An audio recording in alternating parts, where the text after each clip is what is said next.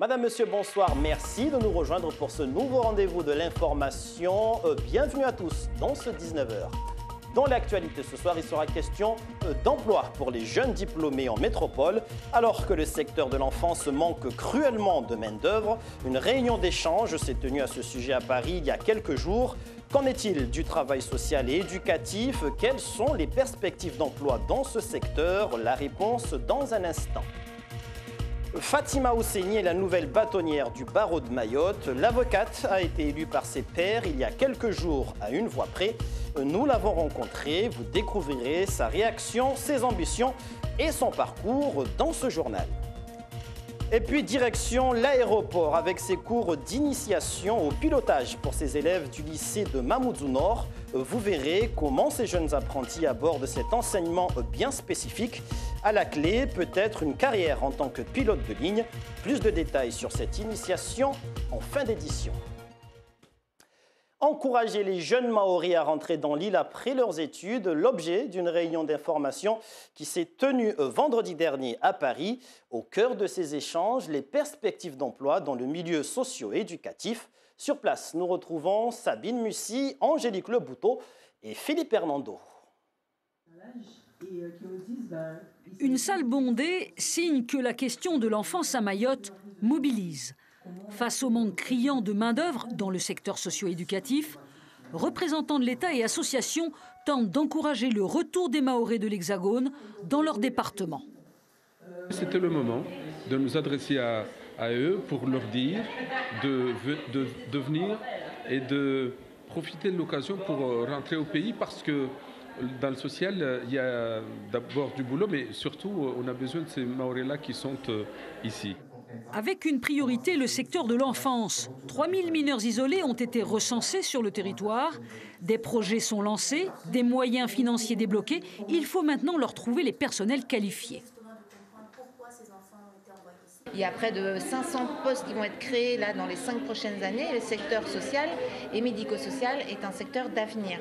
Voilà. Et on donne la priorité effectivement aux Mahorais, simplement par rapport à l'intégration, à la facilité d'intégration culturelle et la maîtrise du shimaoré. Autre acteur important, la protection judiciaire de la jeunesse. Centrée autour de l'action éducative dans le cadre pénal, la PJJ avoue elle aussi avoir des difficultés à recruter dans le département.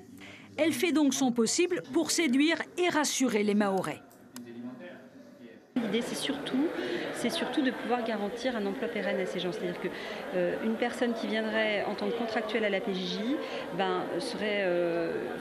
est utilement accompagnée pour pouvoir réussir les concours de la fonction publique, en espérant qu'ils réussissent notamment le concours de la PJJ et qu'ils y restent. Et c'est le cas. On a des expériences de vie, des expériences de certains de nos agents qui sont passés par ce cheminement-là.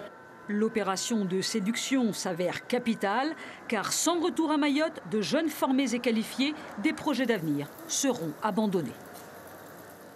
Et nous restons dans l'Hexagone, toujours dans le domaine de l'emploi, pour vous parler de cette initiative bien originale de cette association baptisée Cravate Solidaire. Objectif, préparer les demandeurs d'emploi à réussir leur entretien d'embauche. Pour cela, l'association met à disposition des tenues vestimentaires adéquates pour être le mieux présentable. Et comme vous allez le voir dans ce reportage de nos confrères de France 2, un jeune Maoré en a bénéficié. Regardez. Je vous en prie, donc là on rentre dans le showroom. Veste beige ou marron, chemise bleue ou bordeaux, Madi Saïd a le choix. Dans quelques jours, il passera un entretien d'embauche. Sophie, bénévole aux cravates solidaires, est à sa disposition pour le conseiller. Au niveau de la carrure, c'est la bonne taille. C'est parce que vous voulez un vêtement plus cintré. Pour gagner en assurance, Madi Saïd espère trouver une tenue adaptée. Et quelques mots d'encouragement. Quand je passe un entretien, je suis trop stressé. J'ai pas la tête en place, du coup, je trouve pas les bons mots. Moi, j'explique toujours que c'est un moment privilégié. On prend le temps, on se pose, on se fait plaisir, on essaye et on se prépare à un entretien, mais en douceur. Voici l'ensemble qu'il a trouvé. Une tenue complète, prêtée le temps de l'entretien. En 6 ans, l'association a aidé plus de 2500 demandeurs d'emploi. Après leur passage, 70% des bénéficiaires ont trouvé un travail. Nous vous en parlions dans nos éditions d'hier. Une signature d'un accord de coopération économique a été actée hier après-midi à l'hémicycle entre Didier Robert, président de la région de la Réunion, et Souabadine Ibrahim, chef de l'exécutif à Mayotte. Et à ce sujet, Olivier Rivière, vice-président du Conseil régional de la Réunion, dresse un bilan positif de cet échange. Nous l'avons rencontré avant son départ de Mayotte. C'est un entretien réalisé par Miss Baudine Bakar et Abdou Kafé Mohamed. Il y a effectivement une séquence signature de convention avec effectivement une déclaration commune de la part du président du conseil départemental de Mayotte et du président de la région Réunion de s'engager ensemble dans le cadre de la gestion des fonds structurels européens. Donc il y aura effectivement des échanges entre l'île de Mayotte et l'île de la Réunion, l'île de la Réunion étant effectivement réputée pour être championne de consommation en termes de fonds structurels européens. Donc il s'agit dans le cadre de cette convention d'intention qui aura effectivement des aspects opérationnels dès le mois de décembre 2018, donc de veiller à ce qu'il y ait un transfert de compétences, en tout cas entre la Réunion et Mayotte, de manière à ce que Mayotte puisse pleinement prendre en charge cette gestion des fonds européens à compter de 2021. Alors est-ce que c'est un partenariat qui est amené à durer, et un partenariat sincère, parce que on rencontre des fois des méfiances, une méfiance des part et d'autre. Voilà, les deux termes ont été employés, sincérité et effectivement durée. Nous sommes engagés dans cet esprit-là. Et je ne sais pas si vous avez eu l'occasion en fait, d'assister à la séquence de signature de la convention entre les deux présidents hier. Donc il y a véritablement de la sincérité en fait, dans l'engagement réunionnais et de la sincérité dans l'engagement mahorais. Alors pour finir, vous êtes également maire, donc vous connaissez les rouages département, région, municipalité. Si vous aviez des conseils à donner à vos collègues mahorais. Alors bien évidemment, quand on parle de gestion de fonds structurels européens, c'est une gestion qui est complexe et d'où l'intérêt d'avoir cette convention de partenariat entre l'île de la Réunion et l'île de Mayotte.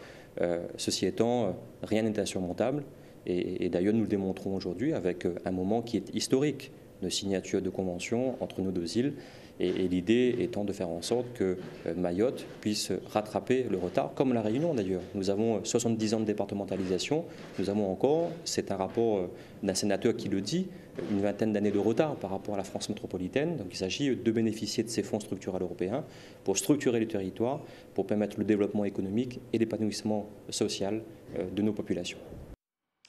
Politique toujours, cette information en bref. Pour la deuxième semaine consécutive, la visite officielle à Mayotte du ministre de l'Action et des Comptes publics, Gérard Darmanin, a été annulée, nous informe la préfecture ce matin.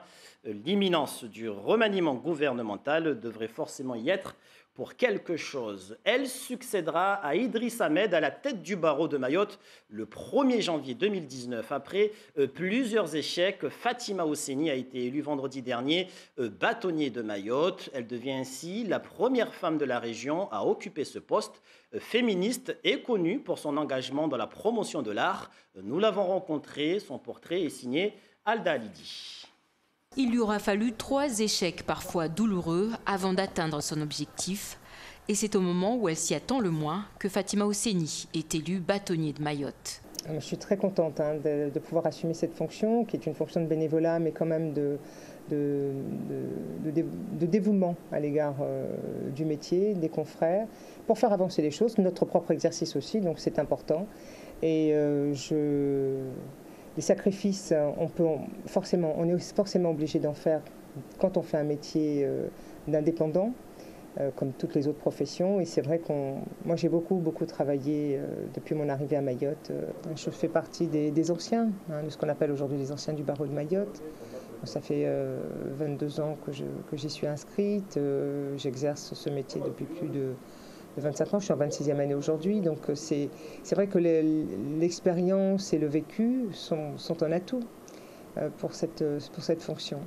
Une élection qu'elle remporte sur le fil à 1 voix près. Il faut dire que l'avocate n'a pas toujours fait l'unanimité auprès de ses pairs. On l'a dit pugnace, avec un caractère bien trempé. Mais pour ceux qui travaillent avec elle, c'est aussi sa force. C'est quelqu'un qui aime le travail bien fait, pour montrer aux gens ce qu'elle veut. Elle veut surtout que ces dossiers soient menés comme elle le souhaite. C'est une femme qui a travaillé dur pour y arriver, mais elle a aussi un côté masculin qui la rend accro au travail. Aujourd'hui, l'avocate se décrit comme une femme différente de celle qui arrivait à Mayotte 21 ans plus tôt. Je suis plus calme qu'à mes jeunes années, je suis un peu assagie, je suis plus assagie. Mais ça ne signifie pas que j'ai perdu ma force de vie et je reste quelqu'un de très dynamique et de combatif. L'autre facette de Fatima Hosseini s'expose sur les murs de son cabinet à travers son association Zangoma. Elle a longtemps œuvré pour promouvoir les artistes de la région. Il n'y a pas beaucoup de lieux, mais il n'y en a quasiment pas, il n'y a pas de lieu où on voit des œuvres d'art contemporain. Donc il était important, là où je passe le plus clair de mon temps, dans mon travail, de pouvoir le faire, en dehors aussi des expositions que je peux mener au travers de différentes associations. Et le but ultime, c'est d'atteindre la jeunesse. La jeunesse parce qu'elle est la plus fragile. Une jeunesse à qui elle n'hésite pas à tendre la main pour préparer la relève et surtout encourager d'autres Mahoraises à revêtir la robe d'avocat. Nous sommes mercredi et comme chaque semaine, vous avez rendez-vous avec votre émission Kalawadala. Actualité oblige, après le délogement du collectif au bureau des étrangers, il sera question d'immigration clandestine. Je vous laisse découvrir avec Misbaoudine Bakar le contenu et les invités de ce nouveau numéro. Bonsoir Papineau, bonsoir à tous. Après presque 3 mois de blocage et de manifestations devant le service des étrangers de la préfecture, lundi dernier, le préfet a ordonné l'évacuation des mamans qui dormaient sur place. Le service devrait reprendre, mais il reste toujours paralysé. Le nœud de toutes ces frictions, comme vous le savez, réside sur la problématique de l'immigration clandestine. Nous essaierons de décortiquer tout cela avec nos invités sur ce plateau, mais également Estelle Youssoufa en duplex depuis Paris. Kalawadala, c'est juste après le journal en mahorais. Restez avec nous, une émission sans tabou avec une décortication. Immigration toujours. Si à Mayotte, la question des reconduites à la frontière des clandestins reste en suspens au niveau des services de l'État à Mayotte, ce n'est pas du tout le cas pour la préfecture de la Réunion.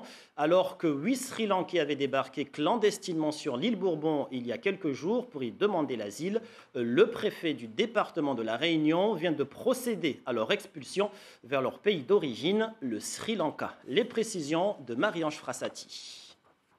Ils n'ont finalement pas eu accès à la procédure de demande d'asile. Les 8 Sri Lankais arrivés samedi sur ce petit bateau de pêche.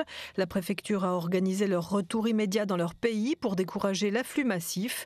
Ils sont donc partis hier soir sur un vol d'Air Mauritius. Âgés de 20 à 30 ans avec un mineur de 16 ans, les 8 hommes devaient rencontrer le juge des libertés ce matin. Juge qui aurait pu prolonger leur séjour à la Réunion en zone contrôlée.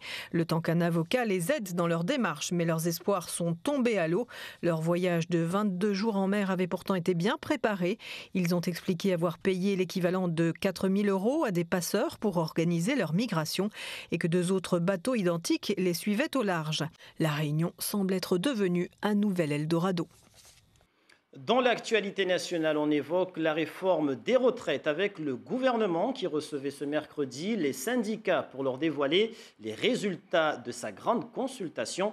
Une réunion sous tension ce matin au ministère des Solidarités et de la Santé. Christelle Méral, Frédéric Basile. Saluer les partenaires sociaux un à un pour afficher la méthode, la concertation. Car la réforme des retraites s'annonce explosive. Le principe, supprimer les 42 régimes existants et les faire converger vers un seul régime, le même pour tous. C'est une réforme qui est attendue et qui va permettre d'aller vers plus d'égalité, plus de lisibilité, plus d'équité. Premier changement, plus question de trimestre. À l'avenir, chaque actif cumulera tous les mois des points. Ils détermineront au final le montant de la pension. Des points seront accordés d'office pour chaque enfant dès le premier et en cas de chômage ou maladie. Deuxième bouleversement qui inquiète les syndicats, plus question de prendre en compte les 25 meilleures années pour les salariés ou les 6 derniers mois pour les fonctionnaires. C'est toute la carrière qui comptera. On calcule sur l'intégralité de la carrière, donc sur 40 ou 42 ans, et mathématiquement, ça fait baisser le niveau de pension au moins de 90% des gens. Un seul régime pour tous, universel, Force ouvrière est contre. Les 42 régimes, c'est des spécificités, notamment en matière de pénibilité, et c'est surtout adossé à des statuts, et notamment des statuts particuliers.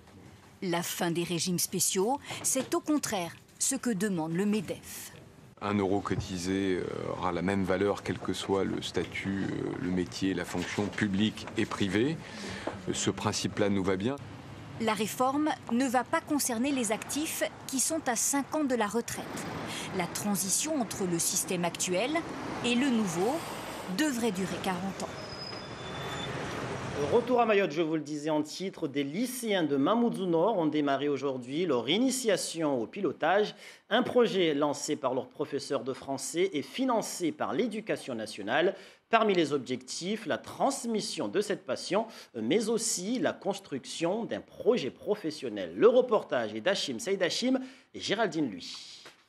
Après quelques heures de cours théoriques, place à la pratique. Ces lycéens découvrent les sensations du pilotage, atterrissage et décollage aux commandes d'un biplace. Pour faire déplacer l'avion quand on est sur Terre, c'est avec ça là, les pédales. Et tu mets le pédale à droite, l'avion il tourne à droite, et à gauche pour qu'il tourne à gauche. Et en l'air, plutôt on va utiliser la manche. Pour virer à droite, tu vires à droite. Et à gauche, tu vires à gauche. Issouf, Mathilde et Boussery ont effectué chacun 30 minutes de vol au-dessus de Mayotte, sous une belle météo, un temps idéal pour une initiation. Le premier vol, c'était comment? Génial, il n'y a rien de mieux. On a une magnifique vue, en sachant que Mayotte, c'est magnifique. Et donc, il faut vraiment le faire, venez. Comment vous envisagez la suite après ce vol d'initiation? Est-ce que ça vous donne une envie d'aller plus loin? Oui, exactement. On a envie de piloter notre propre avion. On était allé jusqu'au port de Longoni là-bas, on a fait le tour, on est revenu là, on a vu la barrière de corail, c'était magnifique. Est-ce que tu t'es dit là-haut que ça y est, j'ai trouvé ma vocation, je veux faire pilote? À un moment, ça m'a traversé l'esprit, c'est resté. Et je vais faire pilote. C'est ce que je me suis dit là-haut.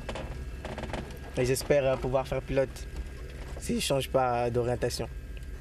Former, orienter ces jeunes vers les métiers de l'aéronautique rentre dans les objectifs du projet, initié par leur professeur, un passionné d'aviation. Ce sont des lycéens qui sont en première. L'orientation arrive en fin de terminale. Souvent, les jeunes n'ont pas trop d'idées. L'orientation, qu'est-ce que je vais faire plus tard. Donc moi, j'ouvre d'autres horizons. L'aviation, au-delà de pilote, hôtesse de l'air, autour de l'aviation, il y a plein de métiers qui gravitent. Donc l'objectif, c'est de préparer des élèves au futur, à l'orientation, à réussir une orientation. La formation est complétée par quelques astuces conseillées par l'instructeur. On reçoit ici tout le vent et ici on reçoit juste la pression atmosphérique. Et à chaque fois, pour pas que nos amis les mouches ou les abeilles nous bouchent le trou, on met quelque chose pour pas qu'elles rentrent dedans. Voilà. Alors, en tant qu'instructeur, comment les avez-vous trouvés Ah oui, ils sont très réceptifs. Alors ce qui est un peu étonnant, mais maintenant j'ai un peu l'habitude, ça fait quand même quelques années que je viens ici et que je prends des élèves BIA. Ce qui les étonne tout le temps, bon, le pilotage, tout ça, ils sont émerveillés. Mais ce qui les étonne surtout pour les jeunes Mahorais, c'est de découvrir leur île. Cette année, 20 lycéens se préparent à passer les épreuves pratiques et théoriques du brevet de pilotage au lycée Mamoudzou Nord. Et pour terminer, retour sur l'itinéraire d'un immense artiste, Jacques Brel, qui nous a quittés il y a tout juste 40 ans. Nous vous proposons ce soir un rappel en images sur son parcours. C'est un reportage de nos confrères d'Outre-mer Première.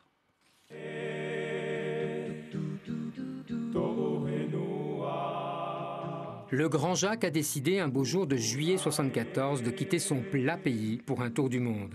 À l'escale polynésienne de l'île d'Ivaoa, lui et sa compagne Madeleine, d'origine guadeloupéenne, décident alors de jeter l'ancre et de poser là leur valise, mettant ainsi un terme à leur voyage. Il parle de la mort comme tu parles d'un fruit. Il regarde la mer comme tu regardes un puits. Arrivés à bord du voilier Lascoy, Jacques et Madly s'investissent totalement dans cette île, comme le raconte l'auteur du livre, Brel, Le voyage au bout de la vie, une édition enrichie de nouveaux témoignages. On a vraiment l'impression que le plus grand regret que les gens des Marquises ont, c'est que Jacques Brel n'ait pas pu continuer à vivre longtemps là-bas et faire toutes les choses qu'il avait commencé à réaliser. Avec son avion Jojo, il a donné aux habitants des Marquises bien plus qu'un coup de main. Grâce à son avion qu'il a fait venir aux Marquises, il permettait aux gens malades d'aller à l'hôpital, de faire des transferts sanitaires. Il emmenait le courrier, je crois, pratiquement toutes les semaines sur les îles éloignées comme Wapou ou Aouka. Mort à 49 ans à Bobigny, près de Paris, Jacques Brel a été inhumé aux Marquises, non loin de la tombe du peintre Paul Gauguin, lui aussi amoureux de ces îles. Voilà qui met un terme à cette édition de ce mercredi 10 octobre. Parmi les titres développés dans ce journal, l'emploi avec cette opération de sensibilisation à Paris à destination des jeunes diplômés dans le secteur de l'enfance. Représentants de l'État et associations se sont réunis pour favoriser le retour des Mahorais de métropole après leurs études dans le département. À la clé, des perspectives d'embauche dans le milieu socio-éducatif. Merci pour votre fidélité à ce 19h. Sachez que vous retrouverez toutes ces informations sur notre site internet, sur YouTube ainsi que sur nos réseaux sociaux de la première. L'info se poursuit en télé avec dans un instant Darwesh Daou qui vous présentera le journal en mahorais. Et juste après, vous avez rendez-vous avec Miss Baudine Bakar dans un Kalawadala qui traitera l'actualité avec ses invités autour de l'immigration clandestine. Très belle soirée avec nos programmes sur la première et à demain 13h pour le journal de la mi-journée.